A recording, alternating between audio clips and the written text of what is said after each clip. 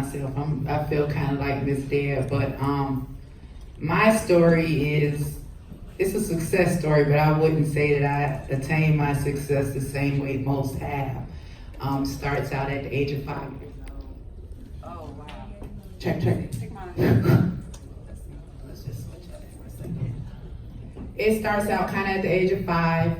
A little girl being molested by a family member, told nothing really happened about it, so I kind of, went into my own defense and built up this wall and started making a lot of bad decisions. But I know that was the moment that kind of, when I found myself in prison at 27, I looked around and saw a bunch of other people in prison with me, and I thought about something.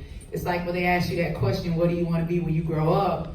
Nobody says, I want to go to prison. So if there's something that happens that puts us on a path to prison. So for me, it was definitely that instant.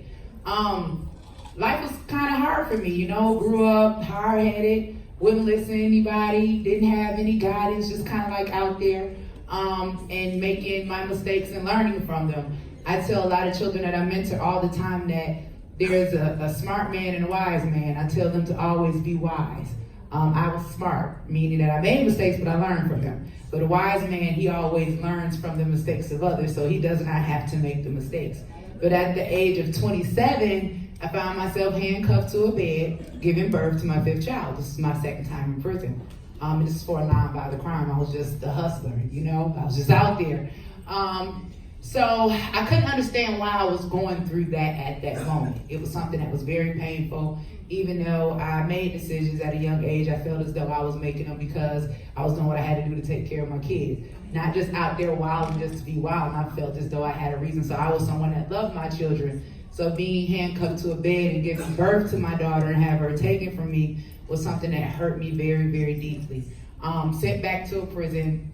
Of course, after I gave birth to my daughter, I went back to the prison. The prison was overcrowded. I was given a mat, to sleep down on the floor. I'm getting up and down off of the floor. I'm hemorrhaging. We were only allowed 3 sanitary napkins per day.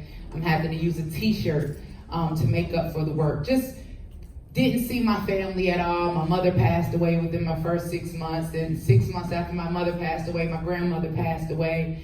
I was released from prison with a $25 check and a bus ticket. And so here, go start your life over.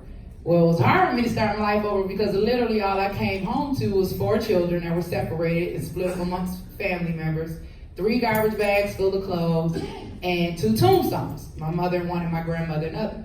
Both of the fathers of my children were incarcerated at the time. So I was someone who was not only a single mother, but I was a convicted felon. Back then, I couldn't get any housing assistance. There was certain welfare programs that I could not qualify for because I was a convicted felon. So just imagine my struggle. Not only am I having to take care of children, because when the fathers are locked up, you don't get child support. Hello, somebody. Right, so you still have to provide for these children. So I'm not getting any type of housing assistance. I'm not qualifying for government assistance. So I'm really out here and I'm faced with doing what I gotta do to survive, but also taking a chance of going back in. Me, I'm a real mom. I'm not gonna let my children starve. I'm not gonna starve. So I did what I had to do until I ran into somebody that ended up putting me on the right path.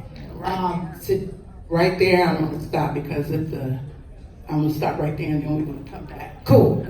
It's a great story to who you met and how